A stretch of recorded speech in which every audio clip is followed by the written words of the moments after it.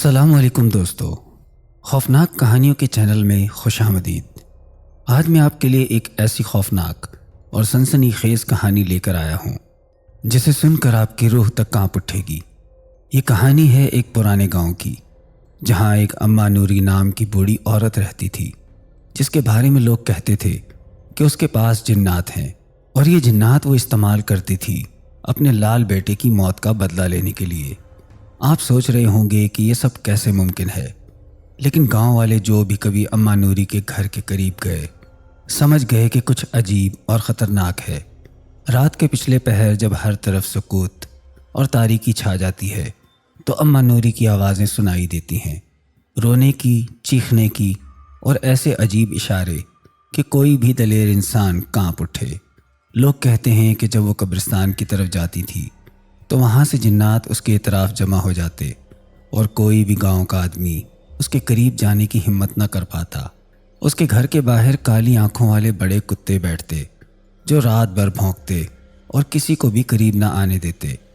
گاؤں کی عورتیں اپنے دروازوں سے چھپ چھپ کر دیکھتیں، اور مرد خوف کے مارے گلی سے گزرتے ہی نہیں تھے، لیکن اماں نوری کو کوئی نہیں روک سکتا تھا۔ اس کا ایک ہی مقصد تھا، صرف اپنے بیٹے کے قتل کا انتقام لینا۔ یہ کہانی نہ صرف ایک بوڑھی عورت کے جنات سے تعلق کی ہے، بلکہ ایک خوفناک حقیقت کی بھی ہے کہ کبھی کبھی موت کے بعد بھی انتقام زندہ رہتا ہے۔ اب ذرا سوچیں، اگر آپ اسی گاؤں میں رات کو اکیلے چلیں تو آپ کیا دیکھیں گے؟ اماں نوری کا سایہ قبر کے پاس بیٹھے ہوئے، یا وہ خوفناک مخلوق جو اس نے قابو میں کر رکھی ہے؟ گاؤں کے لوگ پہلے تو اماں نوری کی عجیب حرکات پر دھیان نہیں دیتے تھے، لیکن جلد ہی وہ سمجھ گئے کہ یہ معاملہ عام نہیں۔ لوگ بتاتے ہیں کہ اماں نوری اپنے بیٹے کی موت کے بعد رات بھر قبرستان میں جا کے بیٹھتی اور پڑھائی کرتی رہتی۔ وہ کتابیں پڑھتی، دعائیں کرتی، اور کسی قسم کے جادوئی عملیات کرتی، جس کا مقصد صرف انتقام تھا۔ گاؤں والے جب بھی اسے روکنے کی کوشش کرتے تو وہ چیخیں مارتی اور لوگوں کو دھمکیاں دیتی۔ کئی دن تک وہ قبرا کے پاس بیٹھ کر اپنے اعمال کرتی رہی، اور اسی دوران گاؤں میں عجیب و غریب آوازیں سنائی دینے لگیں۔ کچھ لوگوں کا کہنا تھا کہ وہ کئی عورتوں اور مردوں کی چیخیں سن سکتی ہیں، گویا سارا گاؤں اس کی نظر کے نیچے تھا۔ گاؤں کے لوگ دن بھر خوف کے مارے اپنے گاؤں میں بند رہتے، اور رات کے سناٹے میں کسی کی بھی ہمت نہیں ہوتی تھی کہ وہ اماں نوری کے گھر کے قریب جائے۔ اماں نوری کی شکل بدل گئی تھی۔ وہ پہلے تو لوگوں کے گھروں میں بھی جاتی تھی، لیکن اب وہ کسی سے بھی بات نہیں کرتی تھی۔ اس کی جھکی ہوئی کمر، پھٹے پرانے کپڑے، ہاتھ میں لٹکی ہوئی لکڑی اور سفید بالوں سے بھرا چہرہ دیکھ کر گاؤں والے لرز اٹھتے۔ وہ قبرستان میں رات بھر بیٹھ کر اپنے بیٹے کے قاتل جنات کے بارے میں پڑھتی اور ان کے خلاف اپنی طاقت جمع کرتی۔ جب اماں نوری نے اعلان کیا کہ وہ اپنے بیٹے کے قاتل جنات کو مار کر اپنے انتقام کو پورا کرے گی تو گاؤں والے اور بھی ڈر گئے۔ وہ جانتے تھے کہ یہ عورت پچھلے دنوں میں مکمل طور پر پاگل ہو چکی ہے، اور اس کا ذہن اپنی حد سے زیادہ شدت اختیار کر چکا ہے۔ کئی بار گاؤں کے لوگ اسے اٹھا کر گھر لانے کی کوشش کرتے، لیکن وہ شور مچاتی، اپنے ہاتھوں سے عجیب اشارے کرتی، اور کبھی اپنے جوتے یا لکڑی اٹھا کر ہوا میں پھینک دیتی۔ ہر کوئی یہی سمجھتا تھا کہ اماں نوری مکمل طور پر کسی حد تک جنات کی گرفت میں ہے۔ اس دوران اماں نوری کے گھر کے باہر بڑے کالی آنکھوں والے کتے جمع ہونے لگے، جو رات بھر بھونکتے اور کسی کو بھی قریب نہیں آنے دیتے تھے۔ وہ کتے عام نہیں تھے، ان کا سائز غیر معمولی اور شکل خوفناک تھی۔ گاؤں والے کہتے ہیں کہ وہ کبھی 2، کبھی 3 اور کبھی 4 کتے ایک ساتھ آ کر گھر کے دروازے کے باہر کھڑے رہتے، اور صبح کے ساتھ ہی اچانک غائب ہو جاتے۔ ان کے خوفناک بھونکنے اور ان کی سرخ آنکھیں گاؤں کے ہر شخص کو سہماتی تھیں۔ گاؤں والے کئی بار اماں نوری کے گھر کے اندر جھانکنے کی کوشش کرتے، لیکن کسی کی بھی ہمت نہیں ہوتی تھی۔ جو لوگ قریب گئے وہ حیرت انگیز طور پر باہر آ کر بیان کرتے ہیں کہ گھر میں کوئی بھوت یا جنات موجود ہے۔ کبھی ایسا لگتا کہ اماں نوری خود گھر میں موجود نہیں، بلکہ ایک طاقتور اور خوفناک مخلوق نے اس پر قبضہ کر لیا ہے۔ وہ دن بھر گاؤں کے گھروں میں نہیں دکھائی دیتی، اور اکثر رات کے وقت قبرستان یا اپنے گھر کی نشست پر نظر آتی، جہاں وہ کچھ لکھتی یا زمین پر نقش بناتی۔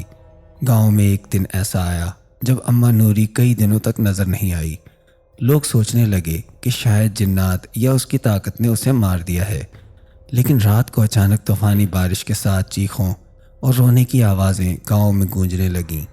لوگ اپنے گھروں میں چھپ گئے اور صبح کو پتہ چلا کہ اماں نوری مردہ حالت میں اپنے گھر کے نزدیک گری ہوئی تھی۔ اس کی تدفین گاؤں کے قبرستان میں کی گئی، لیکن اس کے گھر کے باہر کالی آنکھوں والے کتے اب بھی جمع رہتے، بھونکتے اور کسی کو بھی اندر جانے کی اجازت نہیں دیتے تھے۔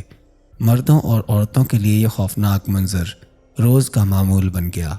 اماں نوری کے گھر کے قریب سے گزرنا کسی کے لیے ممکن نہیں رہا۔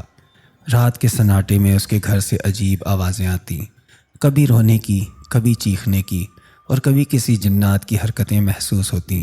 گاؤں کے لوگ بیان کرتے ہیں کہ اماں نوری کا سایہ قبرستان اور گاؤں کی گلیوں میں حرکت کرتا ہے، اور اس کی لکڑی کی ٹک ٹک کی آواز ہر کسی کے دل میں خوف پیدا کرتی ہے۔